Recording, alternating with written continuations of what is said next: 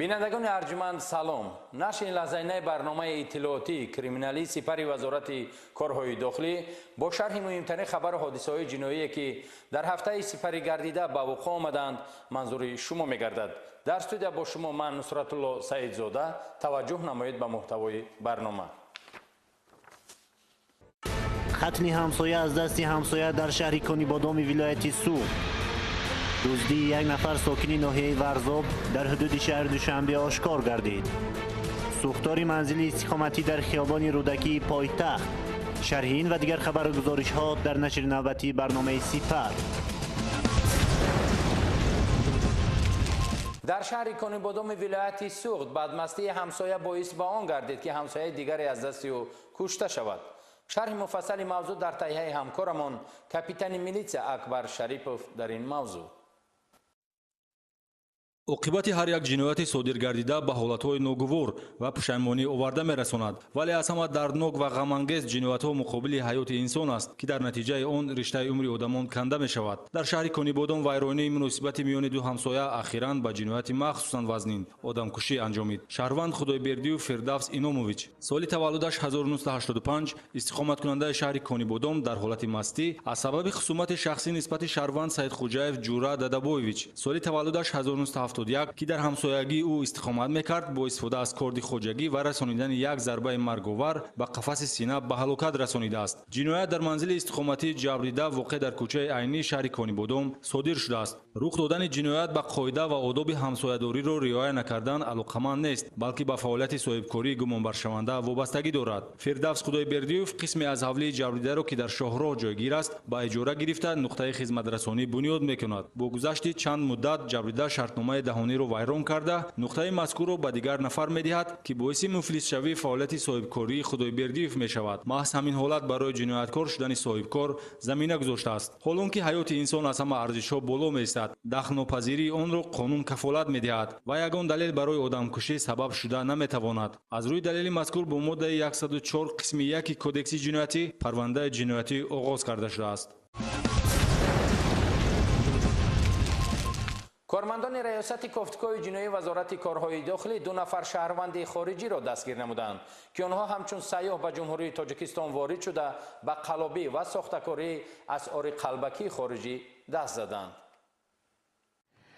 برخی از نفران نوابسته از آنی که در کدام کشور قرار دارند به هر راه و واسطه هدفهای ناپاک خود را عملی کردنی میشوند. از جمله 2 نفر شهروند خارجی کامارا چارلز سال تولدش 1967 زاده و استقامت کننده جمهوری سیرا لیونه و سوین کالوین سال تولدش 1964 شهروند جمهوری لیبریا که آنها سنه 24 آگوست سال 2016 به جمهوری تاجیکستان به حیث سیاح وارد گردیده بودند از جانب کارمندان ریاست کافتکای جنایتی وزارت کارهای داخلی با گمان دست داشتن به جنایت قلابی دستگیر گردیدند. در رفت تفتیشات پیشکی معین کرده شد که نامبردگان با یکچند صاحبکاران وطنی خود را همچون سرمایه‌گذار خارجی معرفی نموده آنها را برای مشغول شدن به تجارت یکجایه در حدود کشور دعوت می‌نمایند. 14 سپتامبر سال 2016 کامارا چارلز و سوین کالوین از روی مصلحت پیشکی با یک نفر صاحبکار تاجیک واخوری انجام داده از او طلب نمودند که او همچون شخصی باوریناک به حیث تاجر باید سرمایه خود را نکم از $250,000 آمریکایی به آنها پیشنهاد نماید. گمانبران با مقصد از خود نمودن مبلغ مفت از مغازه فروش محصولات کانسیلری ورقه‌های اندازه A4 را با حجم عمومی 9500 عدد خریداری نموده آنها را به اندازه کوپیورهای $100 €100 و €500 آماده نموده یک قسم کاغذها را با رنگ سیاه رنگمال نمودند. همچنین $6,000 آمریکایی را نیز از مبلغ‌های شخصیشان به محلول یود رنگمال کرده در بالای دسته کاغذهای قبلا سیاه کرده شده گذاشتند. 19 سپتامبر سال 2016 هنگامی از طرف صاحبکار تاجیک به آنها پیشنهاد نمودن مبلغ $100,000 آمریکایی و €10,000 پول نقد آنها با راه فریب مبلغ‌های او را تصرف نموده به او مبلغ‌های قلبکی رنگمال شده را برگردانیدند. این قلابان با سوء استفاده از باوری به تاجر اظهار داشتند که مبلغ‌های او با محلول مخصوص کیمیاوی کارکرد گردیده نباید این بسته‌های پولی طول 3 روز گشوده شوند. در حالت نگشودن این بسته‌های مبلغ‌های پولی صاحبکار 2 برابر زیاد می‌گردد. در صورت پیشکی گشوده شدن این بسته‌ها مبلغ‌های پولی پوره نابود می‌گردند. این قلابان برای به پورگی باور نمودن صاحبکار مبلغ‌های پولی قبلا آماده کرده شده را که به کاغذهای عادی مانند بودند یک قسمش را با آب شسته به او کوپیورهای $100 را نشان دادند. аз чунин амали қалобон соҳибкор ба шубҳа афтода дарҳол ба кормандони мақомоти корҳои дохилӣ хабар дод. айни замон нисбати номбурдагон тибқи моддаи 247 кодекси ҷиноятии ҷумҳурии тоҷикистон парвандаи ҷиноятӣ оғоз гардида онҳо дар ҳабси пешакӣ қарор доранд. акнун таваҷҷӯҳ намоед ба гузоришҳои омоданамудаи ҳамкорони мо Шарафи Раҳмон ва Сироҷиддини Шукур аз риёсати вазорати корҳои дохилӣ вобаста ба ошкор шудани ҷиноятҳо дар пойтахти кишвар. боиси таассуф аст ки вақтҳои охир даст задан ба ҷиноятӣ дуздӣ аз ҷониби ҷавонон бисёр ба мушоҳида мерасад. сокини 27-солаи деҳаи Хоҷаоби Гарм ноҳияи Варзоб Ҳайдаруф Муҳаммад аз ҷониби кормандони шуъбаи вазорати корҳои дохилӣ як дар ноҳияи Фирдавсии шаҳри Душанбе дастгир карда шудааст. гумонбар санаи 5 октябри соли равон бо мақсади тасарруфи ниҳонии молу мулки ғайр калиди манзили истиқоматии шаҳрванд Тоше ва Соҷида сокини шаҳри Душанбе кӯчаи Мир Алиро дастрас намуда тариқи пинҳонӣ вориди хонаи номбурда гардидааст. аз набудани соҳибхона ва фурсати барояш муносиб истифода намуда аз он ҷо як адад сандуқи оҳанин ки дар дохилаш маблағҳои пулӣ ва ҷавоҳироти тиллоӣ ва нуқрагӣ мавҷуд буданд тасарруф намуда ба ноҳияи Варзоб бурда онро дар манзили истиқоматиаш ниҳон медорад. зимни гузарондани чорабинҳои оперативии ҷустуҷӯӣ гумонбар Ҳайдаруф Муҳаммад дар манзили истиқоматиаш боздошт карда шуд. аз дохили ҷевон сандуқи оҳанини рабудашуда бо маблағҳои пулӣ ва ҷавоҳироти тиллогин ки ҷамъ бо асъори миллӣ зиёда аз 40 000 сомониро ташкил медиҳад ҳамчун далели шайъӣ дарёфт ва мусодира карда шуданд. ҳоло бошад нисбати гумонбар парвандаи ҷиноятӣ бо моддаи 244 кодекси ҷиноятии ҷумҳурии Тоҷикистон оғоз гардида дар пешбурди тафтишот қарор дорад. ғоратгарӣ яъне ба таври ошкоро тасарруф намудани молу мулки ғайр ба ҳисоб рафта дар ҷомеъ баъзан нафароне ҳастанд ки бо ин роҳ мехоҳанд маблағи муфт ба даст оранд. фаъолият ва коркардҳои оперативии кормандони шуъбаи вазорати корҳои дохилӣ як дар ноҳияи Фирдавсӣ буд ки ҳамчун гумонбар барои содир намудани ҷинояти ғоратгарӣ шаҳрванд Логинов Димитрий сокини шаҳри Душанбе дастгир карда шуд. номбурда санаи 9 октябри соли ҷорӣ бо мақсади содир намудани ҷинояти ғоратгарӣ дар маҳаллаи 46-ум ба шаҳрванд Низом Сафаргул дарафтода аз дасти ҷабрида ҳамёнашро ки дар дохили он як адад телефони мобилӣ ва 127 сомон маблағи пулӣ мавҷуд буд тасарруф намуда аз ҷои ҳодиса фирор кардааст. гумонбар бо ин кирдори содир намудаи худ ба ҷабрида ҷамъ ба маблағи 1177 сомонӣ зарари ҷиддӣ расонидааст. баъди боздошти гумонбар далелҳои шайъӣ телефони мобилӣ ва маблағҳои пулӣ дарёфт ва ба соҳибаш баргардонда шуданд. айни замон бошад нисбати гумонбар Логинов Димитрий парвандаи ҷиноятӣ бо моддаи 248 кодекси ҷиноятии ҷумҳурии Тоҷикистон оғоз карда шуда тафтишот идома дорад. дар шаҳри Хуҷанди вилояти Суғд кормандони милитсия як нафар сокини ноҳияи Данғараро дастгир намуданд ки ӯ қаблан 2 маротиба суд шуда ин навбат низ дар содир кардани 10 лаҳзаи ҷинояти дуздӣ гумонбар дониста мешавад. содиршавии ҷиноятҳои дуздӣ хоса дуздиҳо аз манзилҳои истиқоматӣ дар ин ё он гӯшаи шаҳри Хуҷанд барои ҷабридагон ва ҳам ба милитсия нороҳатии зиёд овард. давоми 2 ҳафтаи охир дуздиҳо пайҳам содир мешуданд аксаран дар хонаҳои истиқоматӣ ва мағозаҳо. тадбири саривақтӣ ва чорабиниҳои фаврии ҷустуҷӯӣ чеҳраи гумонбарро ошкор сохт. шаҳрванд Судуров Фирдавс Музаффарович соли таваллудаш 1993 сокини ҷамоати деҳоти Пушини ноҳияи Данғара ки қаблан 2 маротиба бо ҷурми дуздӣ суд шудааст ин навбат низ ислоҳнашавандагӣ ва каҷрафтории худро собит намуда ба молу ашё ва пулу дороии шаҳрвандон дастдарозӣ кардааст. вақте мисол нотарсида гуфта мерафтем вақте май менӯшидем арак менӯшидем меомадем мисол соат 12 ба 1 мисол вақте шабона медромадем мисол ки ҷое ки мисол осон аст мисол ба сари забор мисол ба агарот медам мисол чизи дар кор буд мегирифтем медромадем мебурдем мефурӯхтем мисол пуля маблағда хонда мисол ягон либос ягон хӯроковаре ягон нӯшокие мегирифтем. айни ҳол 10 лаҳзаи ҷиноят ба Судуров нисбат дода шудааст ки ҳамагӣ дар ҳудуди шаҳри Хуҷанд шабона содир шуданд ва барои муайян кардани зарари расонидашуда ҳаракатҳои тафтишотӣ ба роҳ монда шудааст. тасарруфкори шабгард ҳамаи ҷиноятҳоро дар танҳоӣ содир намудааст. пули нақд, телевизор, ноутбук, телефон, таҷҳизотҳои техникӣ, дучарха ва дилхоҳ ашёи арзишманд ки пул кардани он имкон дорад тасарруф мешуданд ва даромади бо роҳи ҷиноят ба дастомадаро Судуров ба эҳтиёҷоти худ сарф мекард. масалан пинҳонӣ ба мағозаи саховат воқеъ дар кӯчаи Бахтиёр Ёқубов ворид гашта маҳсулоти гуногуни хӯроквориро бо маблағи 4000 сомонӣ аз манзили истиқоматии шаҳрванд Умар ва Раъно воқеъ дар кӯчаи Камоли Хоҷандӣ 2 адад телевизори плазмавӣ, 1 адад дучарха ба яғмо бурда шудааст. Ойна кушодагӣ. Сони ман гуфтам аз ё хонамо ки даромадӣ, ягон бор ҳички намедаромад. Хонамо ки даромадӣ гуфта духтарои бедор кара фронда ойна нигоҳ кунем манами хеле шуда хорафтааст. аз саххонаи бинои истиқоматӣ ба шаҳрванд Икром Эшонов тааллуқ дошта воқеъ дар кӯчаи Ёқубов 1 адад ноутбук аз якчанд мағозаҳои ҳудуди бозори Панҷшанбе ҳамёни соҳибкорон ва телефонҳои мобилиро тасарруф намудааст. Автомашинаҳои беназорат истода низ аз назари гумонбаршаванда дур намонда магнитофонҳо тасарруф мешуданд. Бар замми ин ҳолатҳое низ ҷой дорад ки бинобар бохабар шудани соҳибхона гумонбаршаванда Судуров ҳаракатҳои ҷиноии худро то ба охир нарасонидааст. Ҷиноятҳо характери қасдона дошта бо мақсади ба даст овардани даромади муфт содир шуданд. Нуқтаи охирини ҳаракатҳои ҷиноии гумонбаршаванда паси панҷара аст. Айни ҳол аз рӯи далелҳои мазкур бо моддаи 244 кодекси ҷиноятӣ парвандаи ҷиноятӣ оғоз карда шудааст.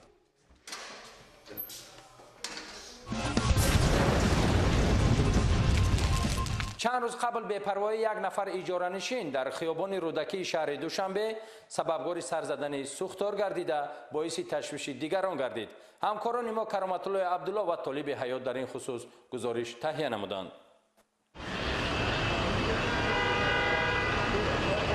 бар асари расиши кӯтоҳи ноқилҳои барқӣ соати 14:14 санаи 6 сентябри соли равон дар ошёнаи 4 бинои истиқоматии 12 ошёна воқеъ дар хиёбони рӯдаки 55 шаҳри Душанбе сӯхтор ба амал омад.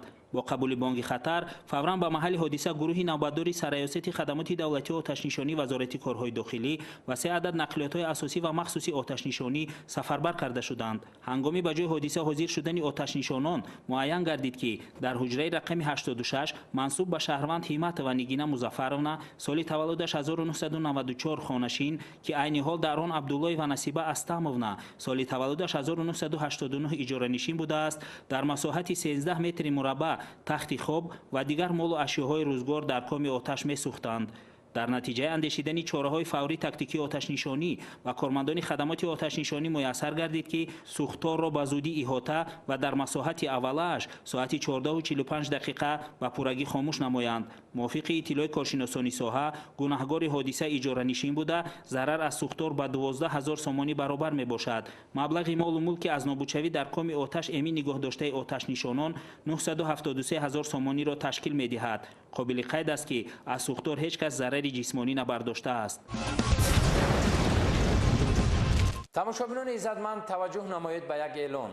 дар сомонаи расмии вазорати корҳои дохилӣ гӯшаи хабарнигори фаврӣ таъсис дода шудааст. шаҳрвандон метавонанд таъҷилан наворҳои видеоиро вобаста ба ҳодисаҳои ҷиноятӣ, ҳуқуқ вайронкуниҳо, қонуншиканиҳо, ҳолатҳои фавқулодда, ҳодисаҳои табиӣ, сӯхтор, садамаҳои нохуши нақлиётӣ ва дигар ҳодисаҳои воқеие ки бозтоби васеъи ҷамъиятӣ доранд ирсол намоянд. шаҳрвандон метавонанд мавоидҳои худро аз рӯи хоҳишмандӣ бо 3 забон тоҷикӣ, русӣ ва англисӣ ирсол намоянд. махфӣ нигоҳ доштани маълумот дар бораи шахсе ки маводро ирсол намояд кафолат дода мешавад. дар анҷоми барнома ба шумо тандурустӣ, хонаободӣ ва поктарин садоқати ватандориро орзу намуда умедворем ки дар ҳамкорӣ бо милитсия дар пешрафт ва осоиштагии ватан мусоидат хоҳед кард. то барномаҳои дигар хайр. бинандагони арҷуманд салом. нашри лаҳзаинаи барномаи иттилоотии криминалии сипари вазорати корҳои дохилӣ бо шарҳи муҳимтарин хабару ҳодисаҳои ҷиноие ки дар ҳафтаи сипарӣ гардида ба вуқӯъ омаданд манзури шумо мегардад. дар студия бо шумо ман Нусратулло Саидзода. таваҷҷӯҳ намоед ба муҳтавои барнома. хатни ҳамсоя аз дасти ҳамсоя дар шаҳри Конибодоми вилояти Сув. дуздии як нафар сокини ноҳияи Варзоб дар ҳудуди шаҳри Душанбе ошкор гардид. сӯхтори манзили истиқоматӣ дар хиёбони рӯдакии пойтахт. шарҳи ин ва дигар хабару гузоришҳо дар нашри навбатии барномаи Сипар. дар шаҳри Конибодоми вилояти Суғд бадмастии ҳамсоя боис ба он гардид ки ҳамсояи дигаре аз дасти ӯ кушта шавад. шарҳи муфассали мавзӯъ дар таҳияи ҳамкорамон капитани милитсия Акбар Шарипов дар ин мавзӯъ. عاقبت هر یک جنایت صادر گردیده به حالتهای ناگوار و پشیمانی آورده می‌رساند، ولی از همه دردناک و غم‌انگیز جنایت‌ها مقابل حیات انسان است که در نتیجه آن رشته عمر آدمان کنده می‌شود. در شهر کنیبادان ویرانی مناسبت میان دو همسایه اخیراً به جنایت مخصوصاً وزنین آدمکشی انجامید. شهروند خدایبردی و فردوس ایناموویچ سال تولدش 1985 استقامت کننده شهر کنیبادان در حالت مستی از سبب خصومت شخصی نسبت شهروند سید خوجاєв جورا دادابویویچ سال تولدش 1971 که در همسایگی او استقامت میکرد با استفاده از کارد خوجگی و رسانیدن یک ضربه مرگاور به قفس سینه به هلاکت رسانیده است. جنایت در منزل استقامتی جبریده واقع در کوچه عینی شهر کنیبادان صادر شده است. رخ دادن جنایت به قاعده و آداب همسایه‌داری را رعایت نکردن علاقمند نیست، بلکه به فعالیت صاحبکاری گمانبر شونده وابستگی دارد. فردوس خدایبردیوف قسمی از حوله جبریده را که در شاهراه جایگیر است به اجاره گرفته نقطه خدمت رسانی بنیاد میکند. با گذشت چند مدت جبریده شرطنامه دهانی را ویران کرده نقطه مذکور را به دیگر نفر میدهد که باعث مفلس شوی فعالیت صاحبکاری خدایبردیوف میشود. محض همین حالت برای جنایتکار شدن صاحبکار زمینه گذاشته است. حالانکه حیات انسان از همه ارزش‌ها بالا می‌ایستد، دخل‌ناپذیری آن را قانون کیمیاوی کارکرد گردیده نباید این بسته‌های پولی طول 3 روز گشوده شوند. در حالت نگشودن این بسته‌های مبلغ‌های پولی صاحبکار 2 برابر زیاد می‌گردد. در صورت پیشکی گشوده شدن این بسته‌ها مبلغ‌های پولی پورا نابود می‌گردند. این قلبان برای به پورگی باور نمودن صاحبکار مبلغ‌های پولی قبلا آماده کرده شده را که به کاغذهای عادی مانند بودند یک قسمش را با آب شسته به او کپیوره‌های $100 را نشان دادند. از چنین عملی قلبان صاحبکار به شبهه افتاده در حال به کارمندان مقامات کارهای داخلی خبر داد. عین زمان نسبت نامبردگان طبق ماده 247 کودکس جنایتی جمهوری تاجیکستان پرونده جنایتی آغاز گردیده آنها در حبس پیشکی قرار دارند. اکنون توجه نمایید به گزارش‌های آماده نموده همکاران ما شرف رحمان و سیراج‌الدین شکور از ریاست وزارت کارهای داخلی وابسته به آشکار شدن جنایت‌ها در پایتخت کشور. боиси таассуф аст ки вақтҳои охир даст задан ба ҷинояти дуздӣ аз ҷониби ҷавонон бисёр ба мушоҳида мерасад. сокини 27-солаи деҳаи хоҷаоби гарм ноҳияи варзоб ҳайдаруф муҳаммад аз ҷониби кормандони шуъбаи вазорати корҳои дохили як дар ноҳияи фирдавсии шаҳри душанбе дастгир карда шудааст. гумонбар санаи 5 октябри соли равон бо мақсади тасарруфи ниҳонии молу мулки ғайр калиди манзили истиқоматии шаҳрванд тошева соҷида сокини шаҳри душанбе кӯчаи мир алиро дастрас намуда тариқи пинҳон вориди хонаи номбурда гардидааст. аз набудани соҳибхона ва фурсати барояш муносиб истифода намуда аз он ҷо як адад сандуқи оҳанин ки дар дохилаш маблағҳои пулӣ ва ҷавоҳироти тиллоӣ ва нуқрагӣ мавҷуд буданд тасарруф намуда ба ноҳияи варзоб бурда онро дар манзили истиқоматиаш ниҳон медорад. зимни гузарондани чорабинҳои оперативии ҷустуҷӯӣ гумонбар ҳайдаруф муҳаммад дар манзили истиқоматиаш боздошт карда шуд.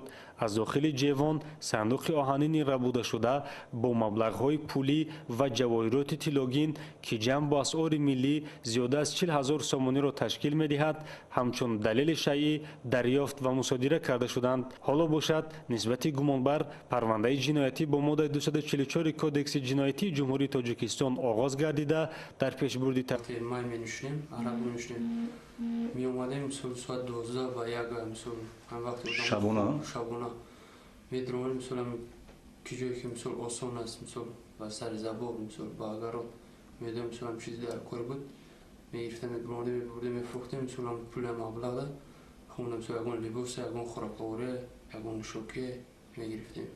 айни ҳол 10 лаҳзаи ҷиноят ба Судуров нисбат дода шудааст ки ҳамагӣ дар ҳудуди шаҳри Хуҷанд шабона содир шуданд ва барои муайян кардани зарари расонидашуда ҳаракатҳои тафтишотӣ ба роҳ монда шудааст. тасарруфкори шабгард ҳамаи ҷиноятҳоро дар танҳоӣ содир намудааст. пули нақд, телевизор, ноутбук, телефон, таҷҳизотҳои техникӣ, дучарха ва дилхоҳ ашёи арзишманд ки пул кардани он имкон дорад тасарруф мешуданд ва даромади бо роҳи ҷиноят ба дастомадаро Судуров ба эҳтиёҷоти худ сарф мекард. масалан пинҳонӣ ба мағозаи саховат воқеъ дар кӯчаи Бахтиёр Ёқубов ворид гашта маҳсулоти гуногуни хӯроквориро бо маблағи 4000 сомонӣ аз манзили истиқоматии шаҳрванд Умар ва Раъно воқеъ дар кӯчаи Камоли Хуҷандӣ 2 адад телевизори плазмавӣ, 1 адад дучарха ба яғмо бурда шудааст.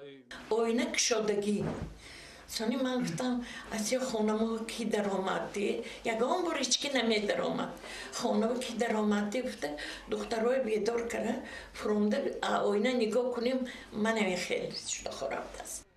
аз саххонаи бинои истиқоматӣ ба шаҳрванд икром эшонов тааллуқ дошта воқеъ дар кӯчаи ёқубов як адад ноутбук аз якчанд мағозаҳои ҳудуди бозори панҷшанбе ҳамёни соҳибкорон ва телефонҳои мобилиро тасарруф намудааст. Автомашинаҳои беназорат истода низ аз назари гумонбаршаванда дур намонда магнитофонҳо тасарруф мешуданд. бар заъми ин ҳолатҳое низ ҷой дорад ки бинобар бохабар шудани соҳибхона гумонбаршаванда Судуров ҳаракатҳои ҷиноии худро то ба охир нарасонидааст. ҷиноятҳо характери қасдона дошта бо мақсади ба даст овардани даромади муфт содир шуданд. нуқтаи охирини ҳаракатҳои ҷиноии гумонбаршаванда паси панҷара аст. айни ҳол аз рӯи далелҳои мазкур бо моддаи 244 кодекси ҷиноятӣ парвандаи ҷиноятӣ оғоз карда шудааст.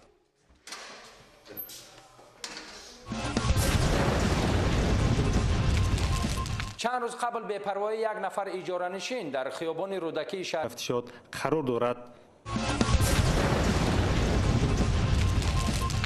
ғоратгарӣ яъне ба таври ошкоро тасарруф намудани молу мулки ғайр ба ҳисоб рафта дар ҷомеъ баъзан нафароне ҳастанд ки бо ин роҳ мехоҳанд маблағи муфт ба даст оранд. фаъолият ва коркардҳои оперативии кормандони шуъбаи вазорати корҳои дохилӣ як дар ноҳияи Фирдавсӣ буд ки ҳамчун гумонбар барои содир намудани ҷинояти ғоратгарӣ шаҳрванд Логинов Димитрий сокини шаҳри Душанбе дастгир карда шуд. номбурда санаи 9 октябри соли ҷорӣ бо мақсади содир намудани ҷинояти ғоратгарӣ дар маҳаллаи 46 ба шаҳрванд Низом Сафаргул дарафтода аз дасти ҷабрида ҳамёнашро ки дар дохили он як адад телефони мобилӣ ва 127 сомон маблағи пулӣ мавҷуд буд тасарруф намуда аз ҷои ҳодиса фирор кардааст.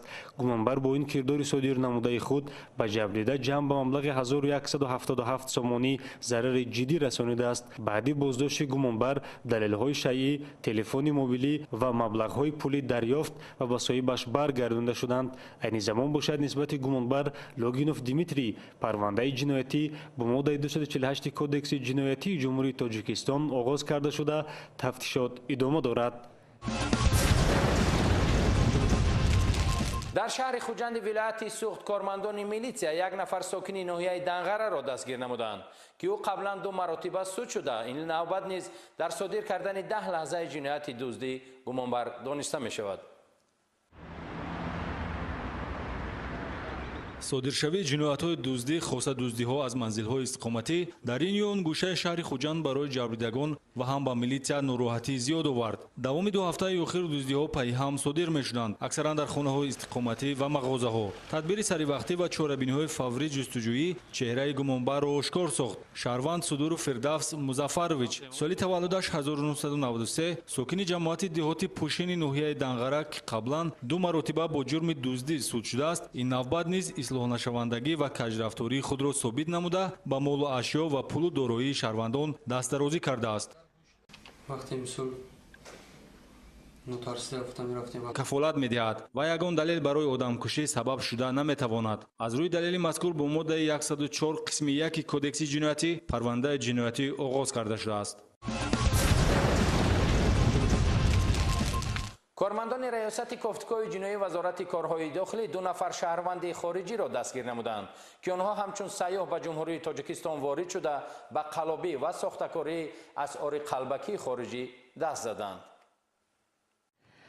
бархе аз нафарон новобаста аз оне ки дар кадом кишвар қарор доранд ба ҳар роҳу восита ҳадафҳои нопоки худро амалӣ карданӣ мешаванд. аз ҷумла 2 нафар шаҳрванди хориҷӣ Камара Чарлз соли таваллудаш 1967 зода ва истиқоматкунандаи ҷумҳурии Сиера Леоне ва Свен Калвин соли таваллудаш 1964 шаҳрванди ҷумҳурии Либерия ки онҳо санаи 24 августи соли 2016 ба ҷумҳурии Тоҷикистон ба ҳайси сайёҳ ворид гардида буданд аз ҷониби кормандони раёсати кофтикови ҷиноятии вазорати корҳои дохилӣ бо гумони даст доштан ба ҷинояти қаллобӣ дастгир гардиданд. дар рафти тафтишоти пешакӣ муайян карда шуд ки номбурдагон ба якчанд соҳибкорони ватани худро ҳамчун сармоягузори хориҷӣ муаррифӣ намуда онҳоро ба эрои машғул шудан ба тиҷорати якҷоя дар ҳудуди кишвар даъват менамоянд. 14 сентябри соли 2016 Камара Чарлз ва Свен Калвин аз рӯи маслиҳати пешакӣ бо як нафар соҳибкори тоҷик вохӯрӣ анҷом дода аз ӯ талаб намуданд ки ӯ ҳамчун шахси боваринок ба ҳайси тоҷир бояд сармояи худро на кам аз $250,000 амрикоӣ ба онҳо пешниҳод намояд. гумонбарон бо мақсади мақсади аз худ намудани маблағи муфт аз мағозаи фурӯши маҳсулотҳои канселярӣ варақаҳои андозаи А4-ро бо ҳаҷми умумӣ 9500 адад харидорӣ намуда, онҳоро ба андозаи купюрҳои $100, 100 евро ва 500 евро омода намуда, як қисми коғазҳоро бо ранги сиёҳ рангмол намуданд. ҳамчунин $6000 амрикоиро низ аз маблағҳои шахсияшон ба маҳлули ёд рангмол карда, дар болои дастаи коғазҳои қаблан сиёҳ кардашуда гузоштаанд. 19 сентябри соли 2016 ҳангоми аз тарафи соҳибкори тоҷик ба онҳо пешниҳод намудани маблағи $100,000 амрикоӣ ва 10,000 евро пули нақд, онҳо бо роҳи фреб маблағҳои ӯро тасарруф намуда, ба ӯ маблағҳои қалбакии рангмолшударо баргардониданд. ин қалобон бо сӯистифода аз боварӣ ба тоҷир изҳор доштанд, ки маблағҳои ӯ бо маҳлули махсуси